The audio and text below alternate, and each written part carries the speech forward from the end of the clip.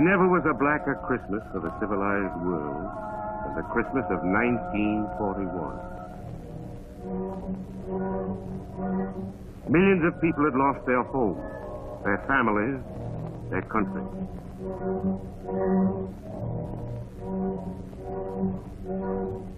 And millions more had lost their lives.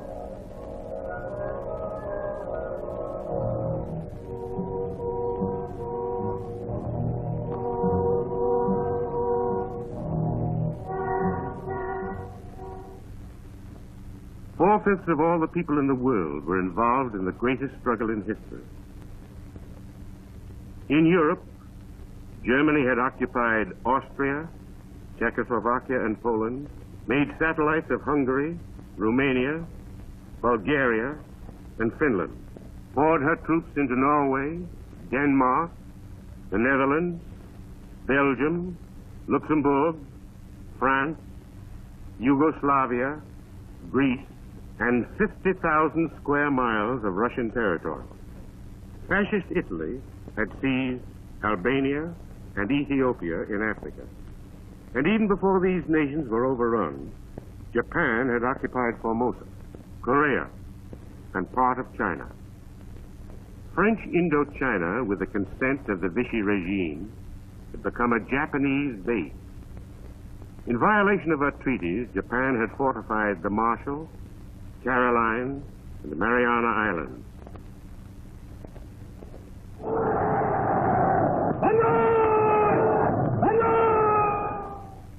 Cordell Hull, American Secretary of State, had used every means at his disposal to check Japanese aggression.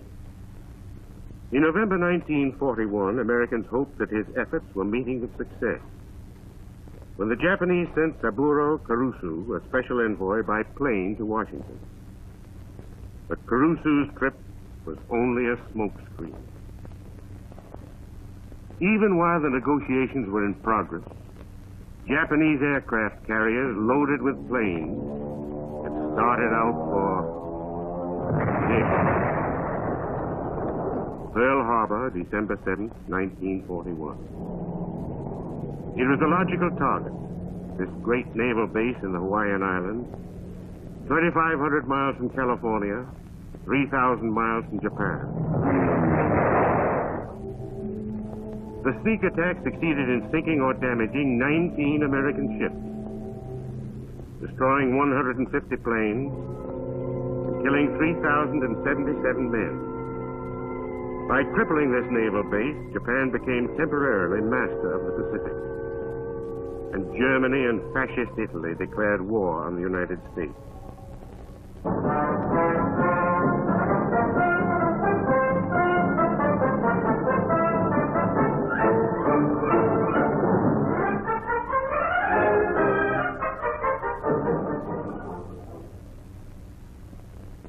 Here in the White House in Washington on the second day of January 1942, President Roosevelt and the representatives of 26 nations signed a pact of mutual aid against the aggressors. The pact reads, each government pledges itself to employ its full resources, military or economic, against those members of the tripartite pact and its adherents with which such government is at war. Each government pledges itself to cooperate with the government signatory hereto, and not to make a separate armistice or peace with the enemy. But it was a long time before the power of these United Nations could be felt. England, the last fortress of resistance in the West, lay only a few miles from Nazi-dominated Europe. The cities were under constant bombardment by the Germans. Russia, bearing the brunt of the vast German attack, had to evacuate all of her great industries and rebuild them hundreds of miles from the war front. The people of China had been forced to carry whole factories back out of range of the Japanese advance. Only America, free from bombing and invasion, was able to produce to her full capacity. But her factories were not yet equipped for war. An industrial miracle had to be performed. Factories had to be rebuilt, retooled. The machines of peace removed. Those of war built and installed.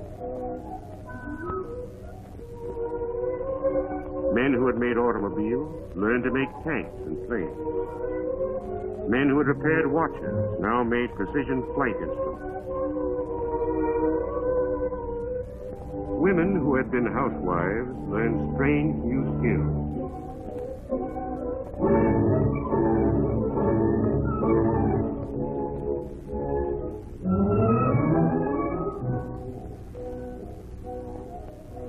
A peacetime army of 800,000 had to be built up to an army of millions.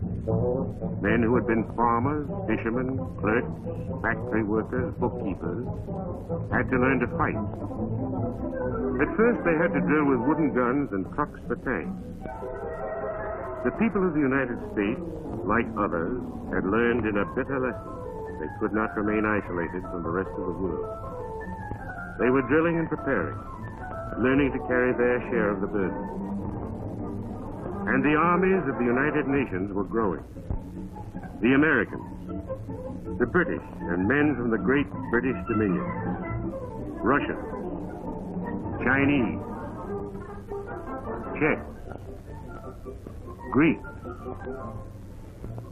men from India, free Norwegians who had escaped from madly dominated Europe, Yugoslav, Dutch, Javanese, Poles, Danes, Luxembourgers, and Belgians, Filipinos, and free Frenchmen rallying to the fight under the standard of General de Gaulle.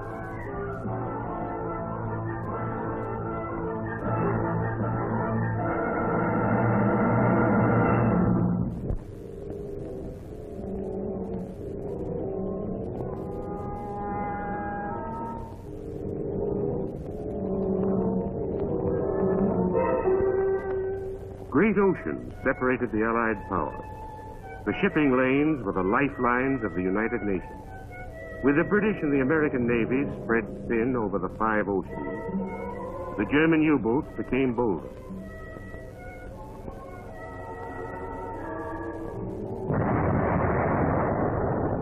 This was the Battle of the Atlantic in 1942. In 10 months, the Allies lost over 500 ships.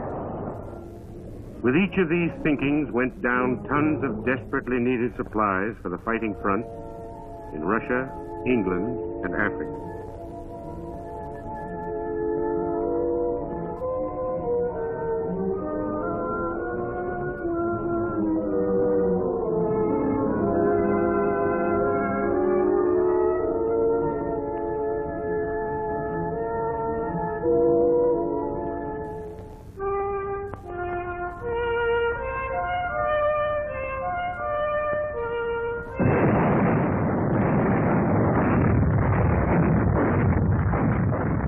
This was the Russian front in 1942. The Germans advanced, looting, torturing, murdering as they went. The casualties ran into the millions.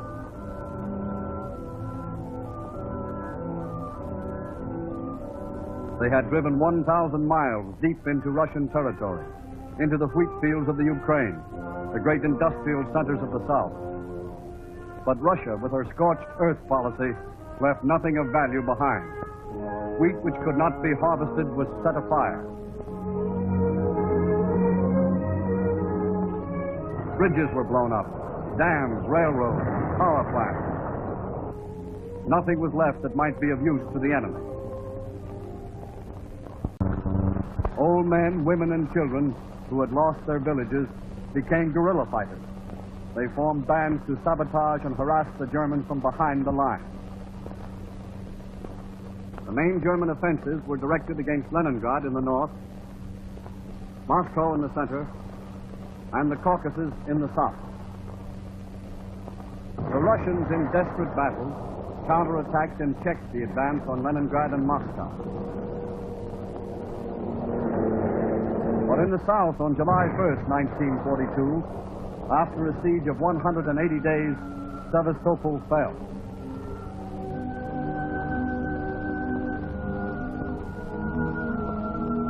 The German army now massed for an all-out drive on Stalingrad and the Caucasus. The conquest of the Caucasus and the capture of Stalingrad would block Russia's vital Middle East oil supply and make this oil available for the German war machine.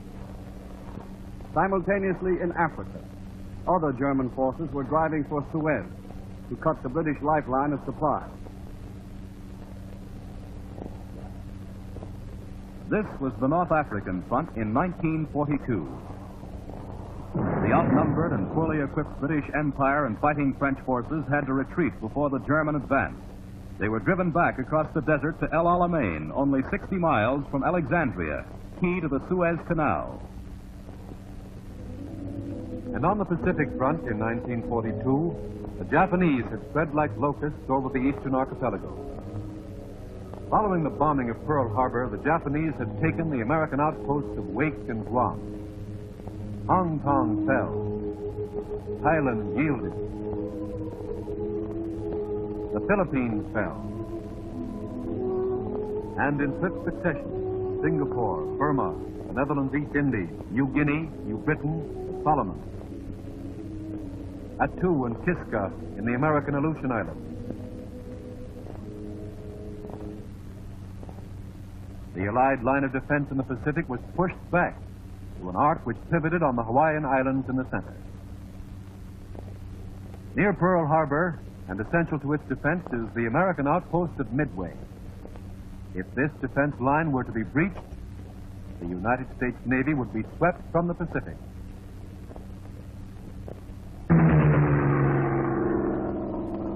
On June 3rd, 1942, American patrols sighted Japanese warships and troop transports several hundred miles out at sea, heading for this island of Midway. Upon Admiral Nimitz, commander of the Central Pacific Front, rested a grave responsibility. He decided that this was the place to make a stand and committed all available ships to a bold attack. The future of the Pacific lay in the hands of these young naval aviators.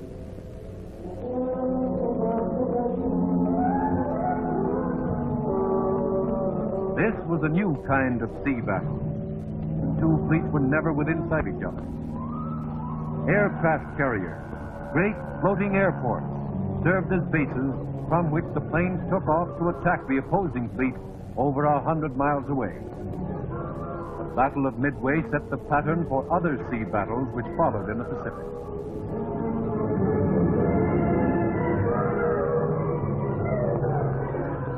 While the American planes were on their mission, Japanese planes in turn attacked the American fleet.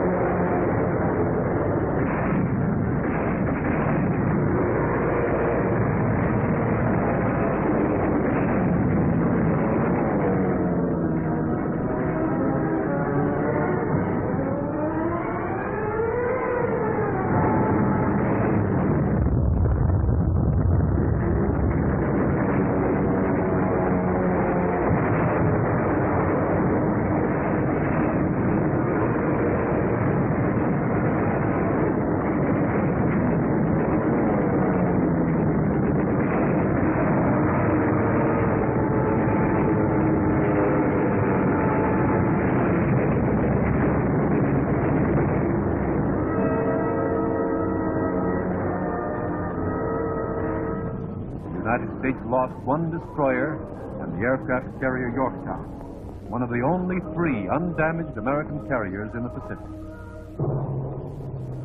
But simultaneously, American planes had been giving the Japanese a savage hammering.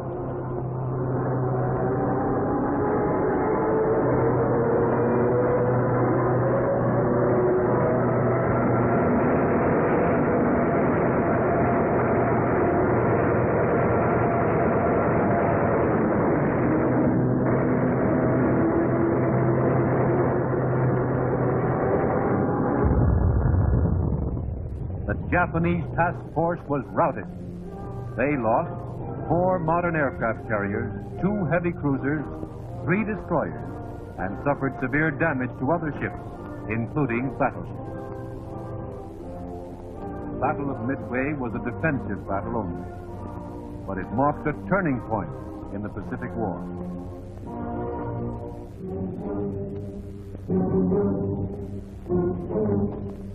Simultaneously, in Egypt, the Allied armies were preparing for their crucial battle at El Alamein, 60 miles from Alexandria. In spite of their defeats, this army had remained largely intact, thanks to the gallant stand of the fighting French at Bir Hakeim under General Koenig. In August 1942, the Germans under Marshal Rommel sent in tanks to breach a hole in the Allied lines through which the infantry could follow. This was the accepted blitzkrieg tactic. Massed British artillery and armored forces allowed the tanks to pass through their lines. They then closed in and destroyed them.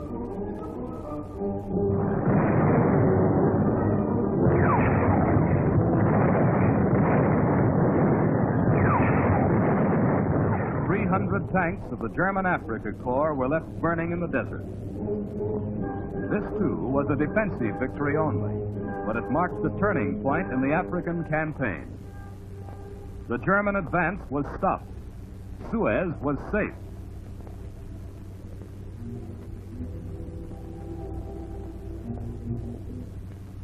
And on the Russian front, the crisis was nearing at Stalingrad, key to Russia's supply line. For 40 days and 40 nights, the Germans had been hammering at the city. Time after time, Hitler had promised his people, Stalingrad will be ours.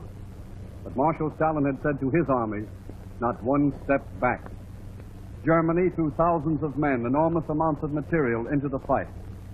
But stubbornly, the Russians fought on, behind crumbling walls, in suburban gardens, in factories, in houses, on stairways.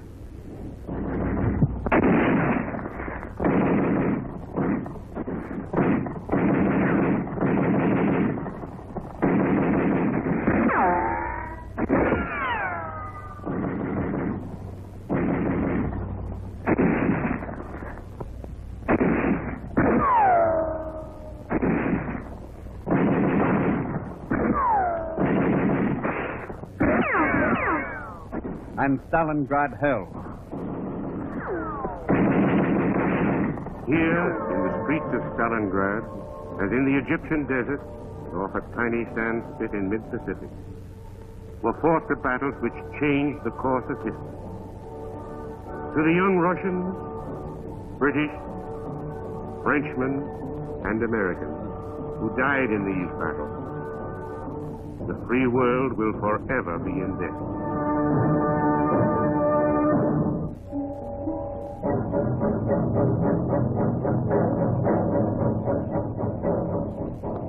By the summer of 1942, materials for war were coming in ever-increasing numbers from the production line.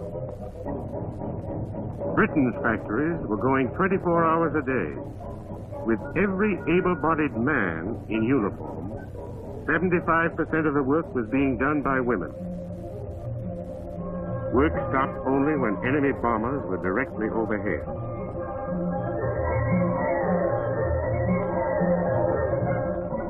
In Russia, though some factories were bombed and destroyed again and again, the workers continued to produce among the ruins.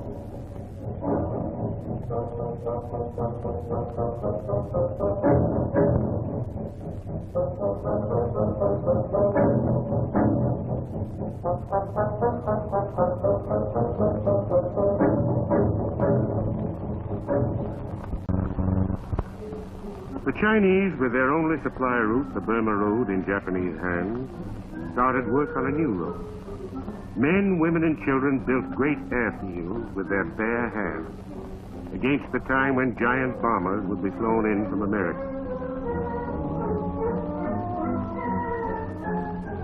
Brazil, in South America, was supplying rubber to her allies. Bauxite was coming in from Dutch Guiana. But it was to the United States that the Allied powers looked for their greatest flow of war material. By the end of 1942, American production was fully mobilized. The material resources and manpower of the nation were concentrated in a supreme effort to supply the fighting front.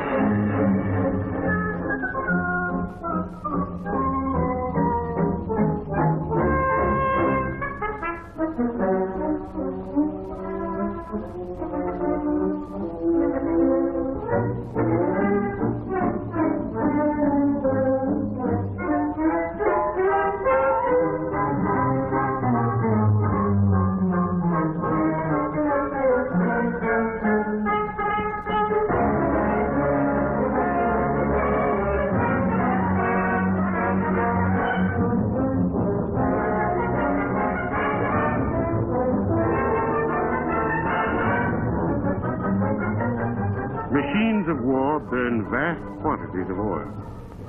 America had to supply the great proportion of this oil.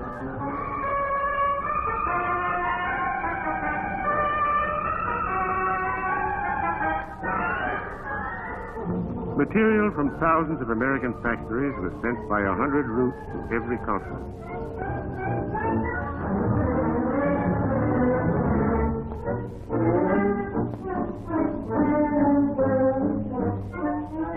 To get these men and materials to the theaters of war was a colossal task. They needed ships. Nothing could move without ships. Great shipyards sprang up in every coastal city.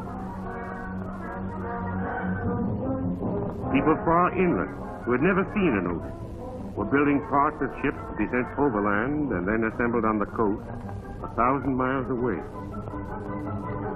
In 1940, the United States built 54 ships. In 1942, they built 746. In the first 6 months of 1943, they would build 879.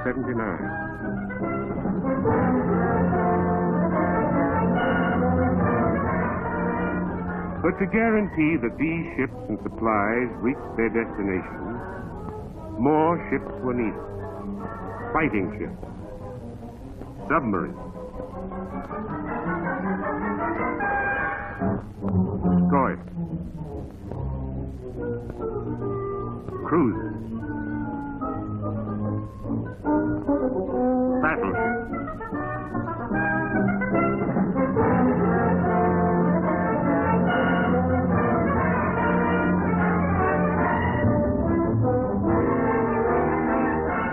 aircraft carriers.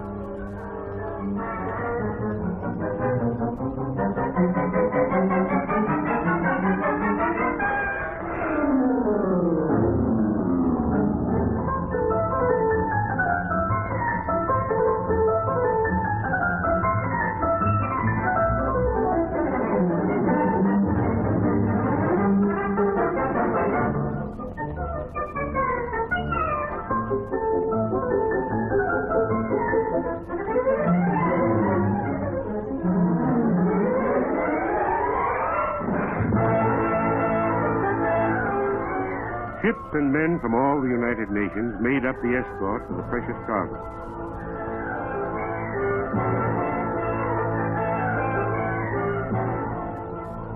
The speed of a convoy is held down to that of its slowest ship, route for law.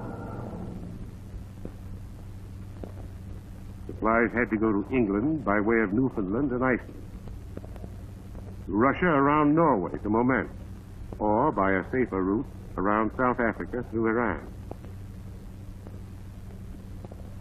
With the Mediterranean under Axis control, supplies to the Allied armies in North Africa also had to go around the Cape of Good Hope, through the Indian Ocean and the Red Sea to Suez. To get materials to hard-pressed China meant a trip halfway around the world, from New York around South Africa, or from California around Australia and through India. With her seaports and the Burma Road occupied by the Japanese, everything for China had to be brought in from India over caravan trails or by air, by the most modern means of transportation or the oldest. Travel over the Atlantic meant thousands of miles of enemy-infested water.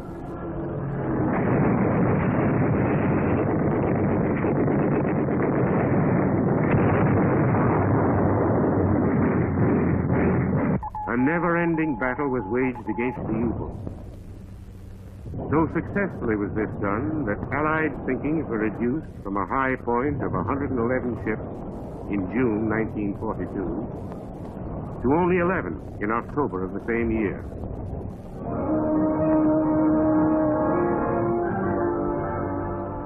At this critical time, 20,000 ships were convoyed across the sea, and out of every 200, 199 reached port safely. American soldiers landed in England and the north of Ireland.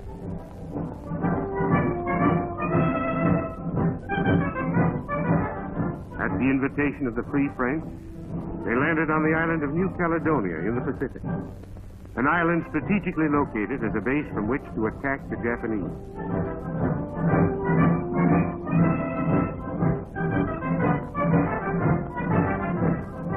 Materials for Russia arrived in Iran. Fresh troops and supplies from England and India arrived in Egypt.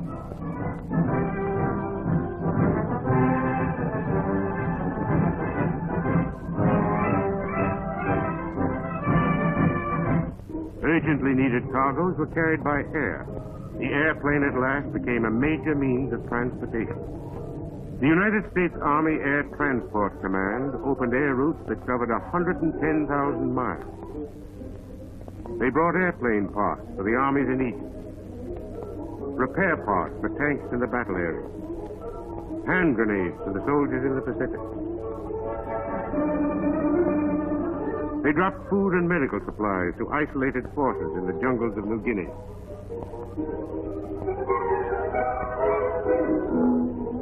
The tide had begun to turn. The United Nations were at last in a position to take the offensive.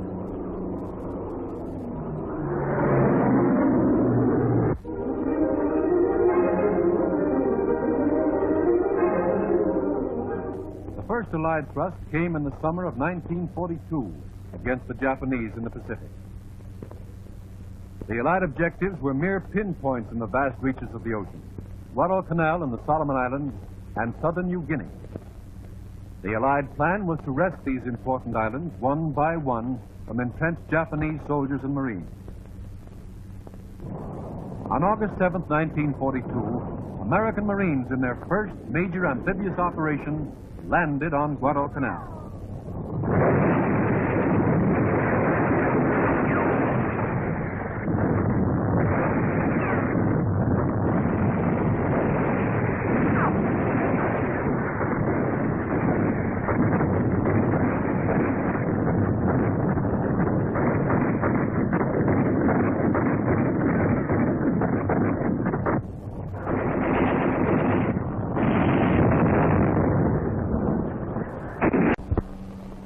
The American General MacArthur, at the request of the Australian government, had been made Supreme Commander in the Southwest Pacific.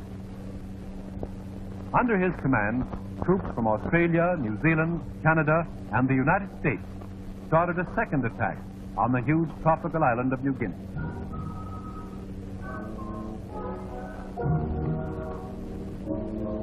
These men faced many dangers: malaria, jungle fever, dysentery, deadly snakes, starvation. They were fighting a fanatical enemy. An enemy who had been taught that if he died in battle, he would become a god.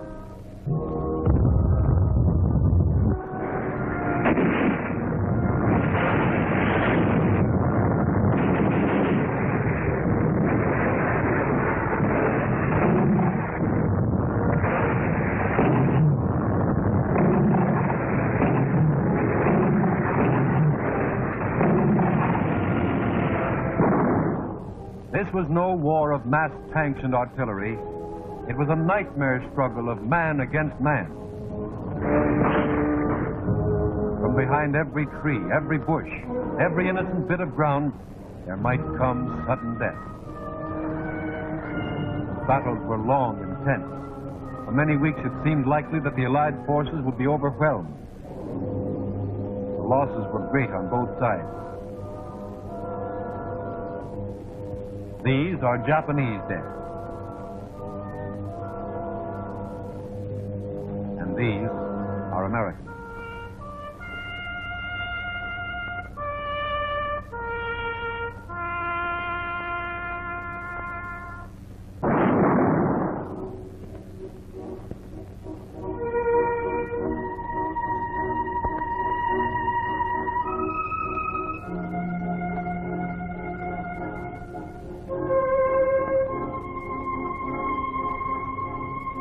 Had it not been for the help and cooperation of friendly islanders, many more men would have died of their wounds, alone in the jungle.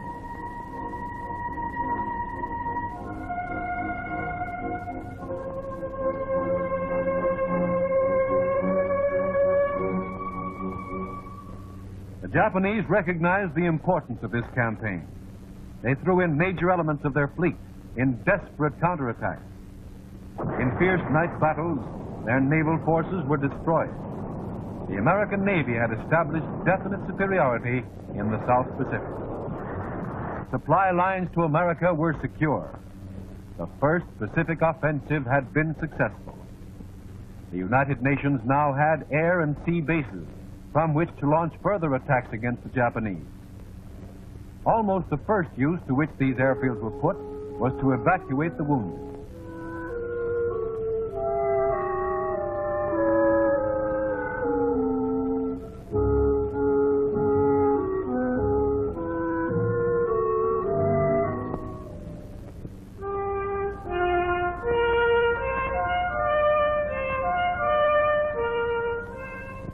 The second United Nations offensive was on the North African front. British General Alexander had taken over the supreme command in this theater. General Montgomery led the British 8th Army. At El Alamein, on the night of October 23, 1942, the Allies started their drive against the German Africa Corps.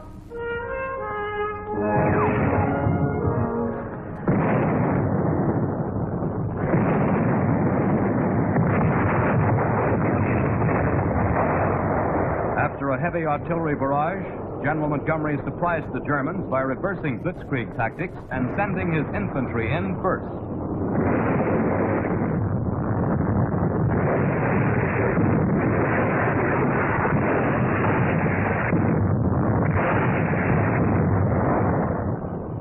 A week later, British tanks were pouring through a gap in the enemy's lines.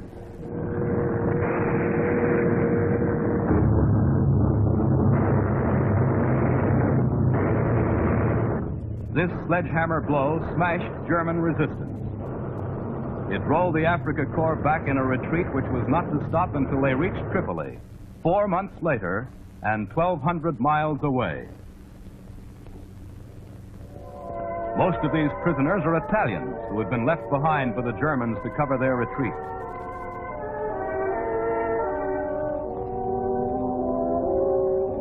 This is the German General von Thoma, commander of the Africa Corps. And these, the fascist governors of Tripolitania.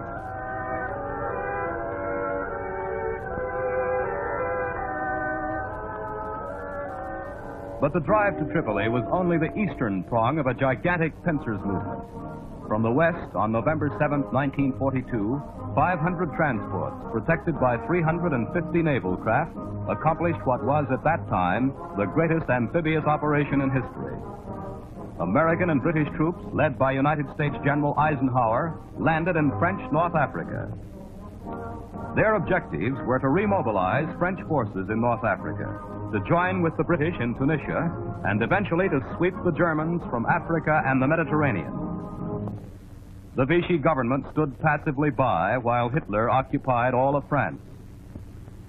But at Toulon, the French scuttled the bulk of their fleet before the Germans could seize it. Many of the officers went down with their ships. Some units managed to escape. Among them was the dreadnought Richelieu, which steamed into New York Harbor, proudly flying the tricolor. Again, as in the First World War, the people of New York paid tribute to their traditional French allies.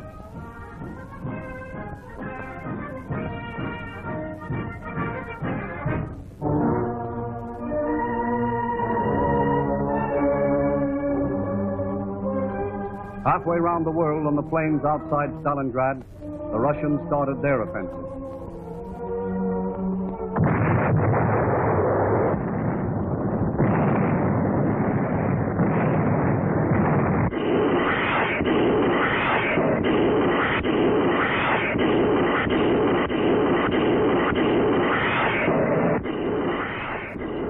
Two Russian armies, one in the north and one in the south, drove forward in a powerful pincers movement to encircle the Germans.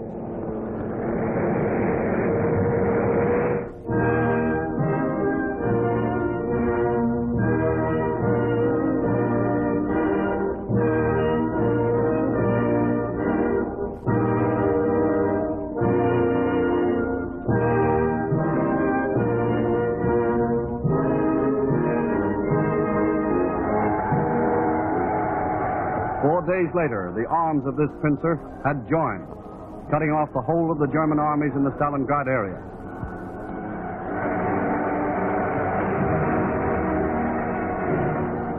Within the Iron Ring, the Russians began to liquidate the remaining German forces.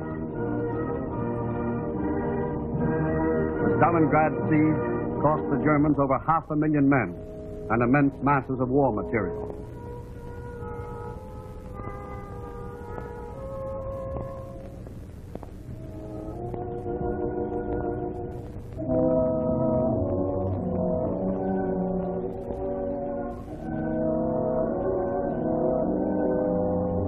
The German Sixth Army, which had spearheaded the drives into Poland and France, was completely destroyed.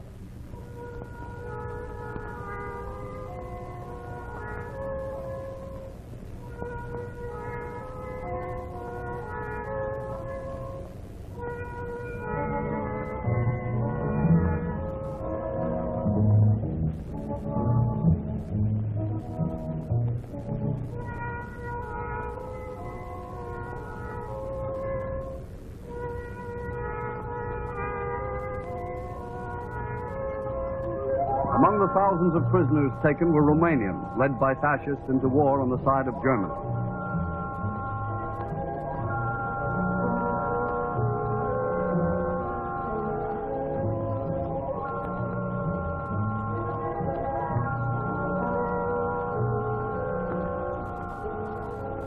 On February 5th, 1943, 24 German generals, as well as numerous other high officers, both German and Romanian, surrendered to the Russians.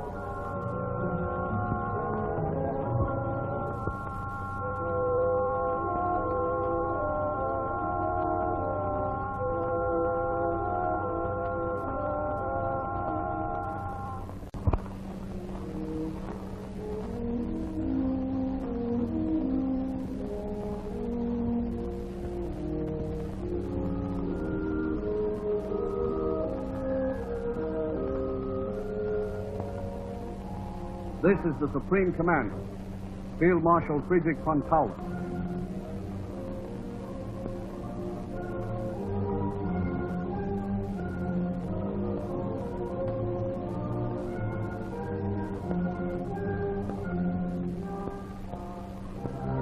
On the order of Marshal Stalin, salvos of 240 guns in Moscow celebrated the liberation of Stalingrad.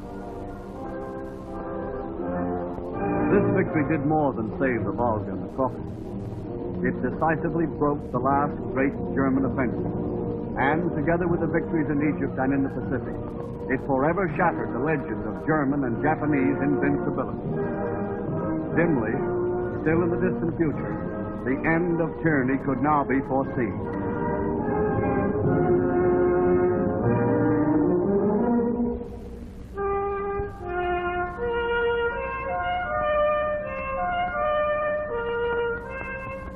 In January 1943, President Roosevelt flew to Casablanca in French Morocco for conferences with Prime Minister Churchill. General de Gaulle, leader of the fighting French, returned for the first time to French soil to attend the conference. The main objectives for 1943 were outlined: to extend the initiative already won in 1942, to dispatch all aid to China and to Russia, and to rearm French forces for new offensives against the Axis. The slogan of the conference was unconditional surrender for Germany and Japan. While the leaders were still conferring, the British had advanced into Tunisia and had made contact with the Americans who had fought their way through from the west.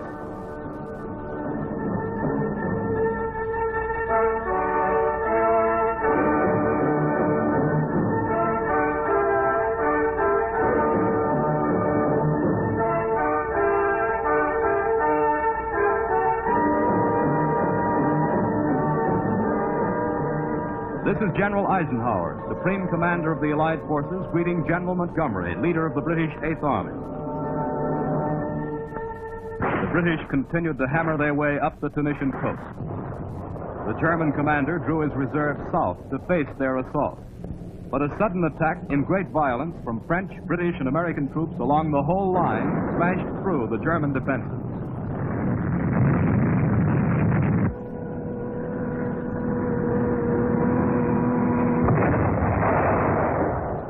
American armored forces thrust fiercely to the gates of Bizerta.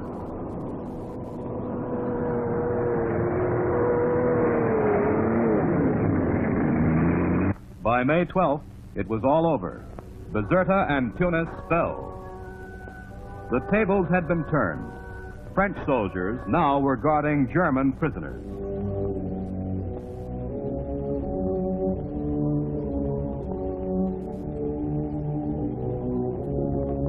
Germany paid dearly for the Tunisian campaign.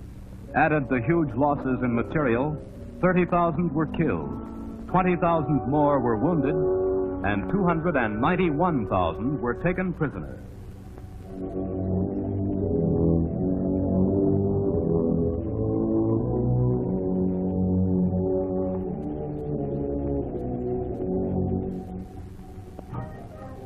Tunis was the first important French city to be taken from the Germans.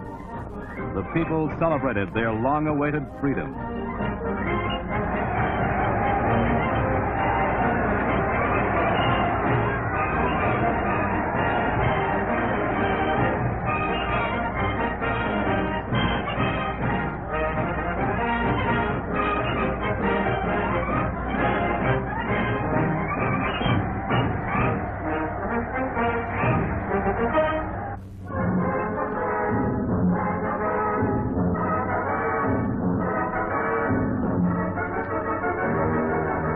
At dawn on July 10, 1943, Allied troops landed on the beaches of Sicily.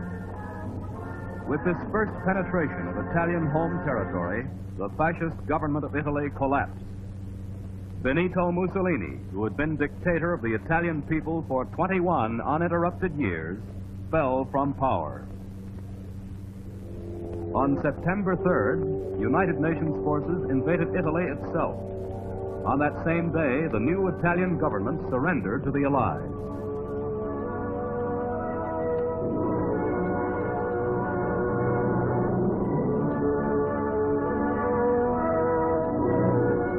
of the Italian fleet, in accordance with the armistice terms, escaped the Germans and surrendered to General Eisenhower and British naval officers at Malta.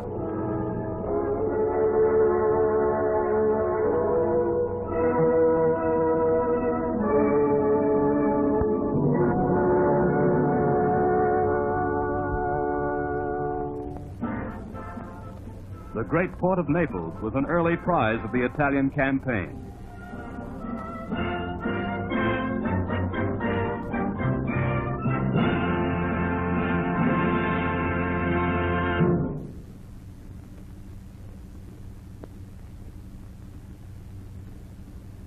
The most valuable acquisition of the fighting in Italy was Foggia, captured by General Montgomery's Eighth Army. With its elaborate network of airfields, Foggia gave the Allies, for the first time, bases within easy reach of German installations and war factories in southern Europe. Britain in the west was already a gigantic air base, from which thousands of bombers and fighters were attacking the Germans by day and by night.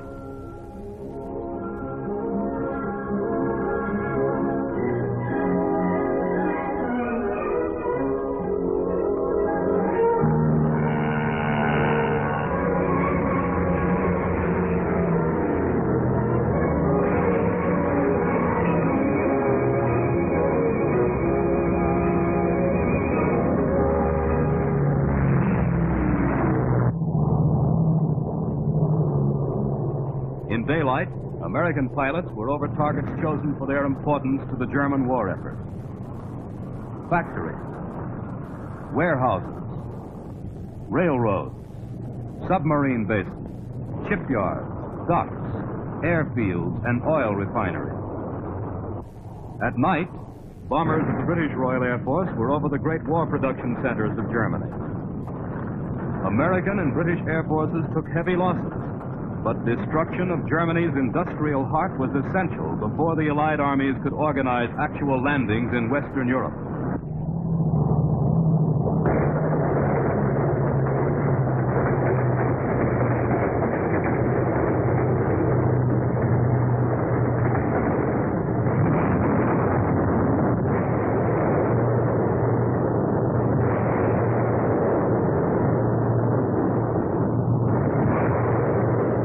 Most important, the power of the German Luftwaffe had to be destroyed. On the ground, by fighters and attack bombers.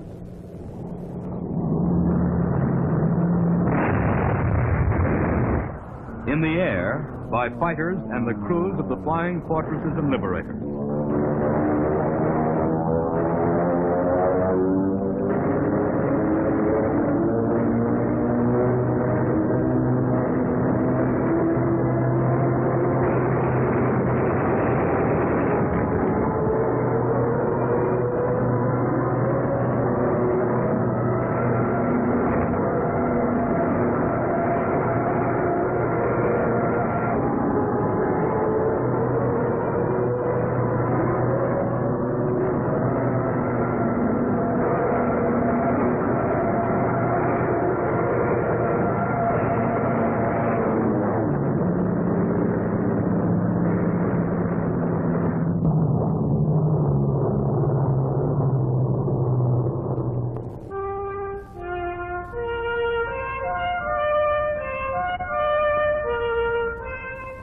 The Russians, early in 1943, had launched another powerful offensive. They drove across the great rivers of Russia.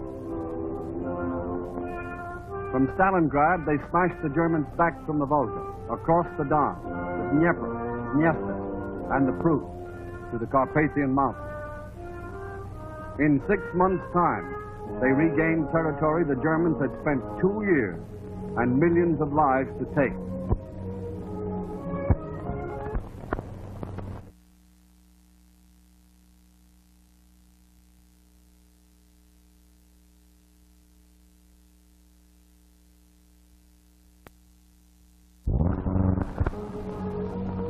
Thousands of towns were liberated. What survivors were left came out to give thanks to their deliverers. This is Marshal Shukov, liberator of the Ukraine.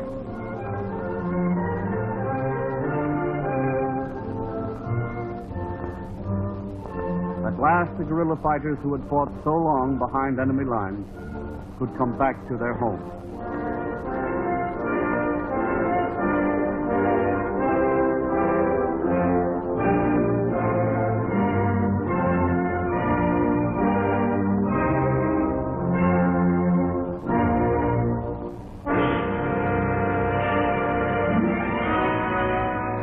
Simultaneously, across the world, the United States Navy had attained sufficient strength for a drive across the Central Pacific. Their path lay through the Gilbert and Marshall Islands, which through the years had been heavily fortified by the Japanese.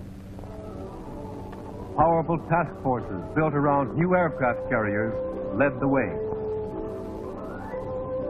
Guns of America's new battle fleet shelled Japanese positions in advance of the assault groups. Carrier and land-based planes poured steel and fire on the defenders.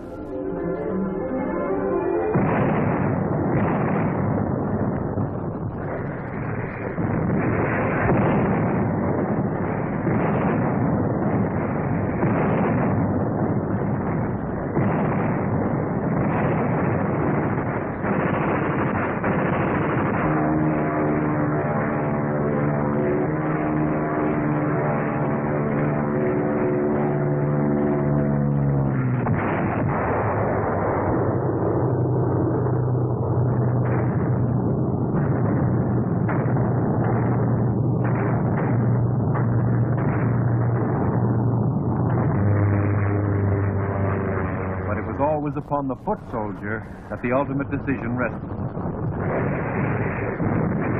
In the face of withering enemy fire, American Marines and Army troops made landings on tiny islands, Tarawa and Macon, Kwajalein and Eniwita. Savage hand-to-hand struggles were fought for possession of a fly speck on the map. But these fly specks dominated hundreds of thousands of square miles of ocean.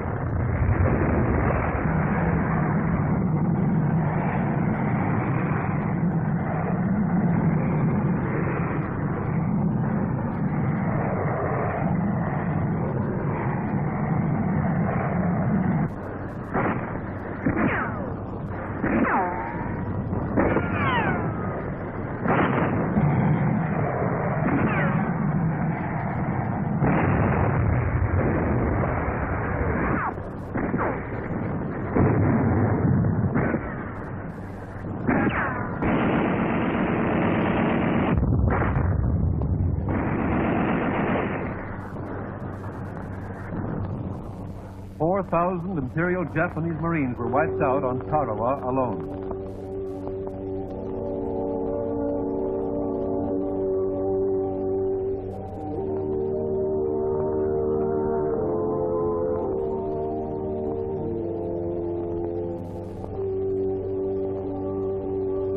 This was part of the price the Americans paid for Tarawa.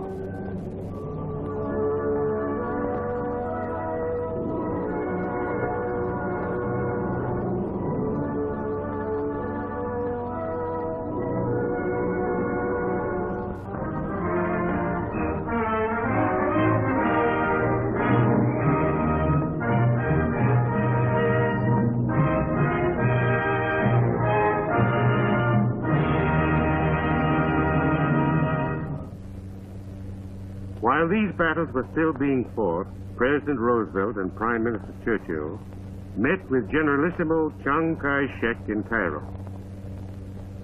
Japan, these three allies agreed, shall be stripped of all the islands she has seized and all the territory stolen from China. The power of Japan's ruling class to upset the peace of the Pacific must be forever destroyed. Her ambition of a world empire must be shattered. A tremendous task still lay ahead. Tokyo was a long way off, and Japanese resistance would grow with every step of the way. To liberate the Pacific countries from Japanese occupation was a major war in itself. But however long it takes, after the defeat of tyrant Germany, the turn of tyrant Japan will come. 5 days after the Cairo conference, another conference was held at Teheran, capital of Allied Iran. Here, the chief executives of Britain and the United States met for the first time with Marshal Stalin. They reaffirmed their country's determination to work together in the war and in the peace to follow. In a joint statement, they declared, "We shall seek the cooperation and active participation of all nations, large and small, where peoples in heart and mind are dedicated, as are our own peoples, to the elimination of tyranny and slavery, oppression and intolerance. We will welcome them as they may choose to come into the world family of democratic nations." These Yugoslav partisans had already made their choice. Although their country was under German occupation, they were never defeated. Under the leadership of Marshal Tito, 300,000 of them fought on unceasingly. The underground in France, the other occupied countries, organized to form strong reserve armies, waiting for the day when they could join the United Nations in the fight against the common enemy. The dawn of that day came on June 6, 1944.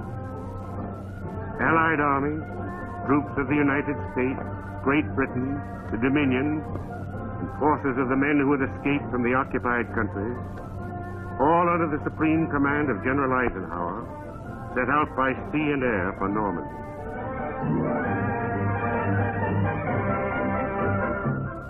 Germany was now being attacked simultaneously from Russia in the east, from Italy in the south, and from Great Britain in the west. This was the operation planned 6 months before at Teheran.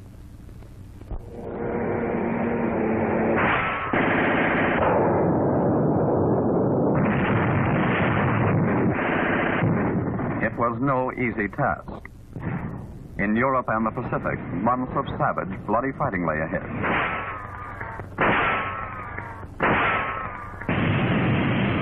Every foot of the way was bitterly contested by a ruthless enemy.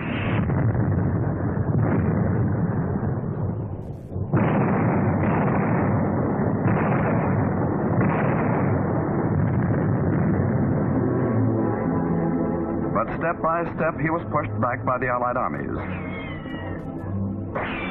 The underground forces of liberation knew their finest hour when the people of Paris rose to strike at the enemy. Even as the Allies battered at the gates, freedom returned to the City of Light.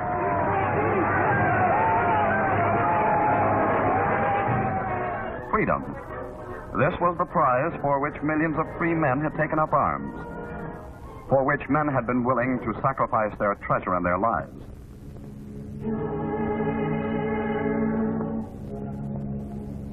Only free peoples would be equal to the task of healing the wounds left by tyranny and aggression.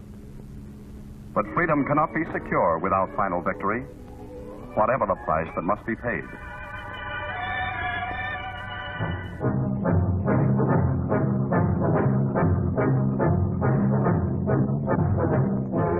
It is in this knowledge that the Allied armies push relentlessly on, determined that with victory will come the fulfillment of the declaration made at Teheran, that all the peoples of the world may live free lives, untouched by tyranny, and according to their varying desires and their own consciences.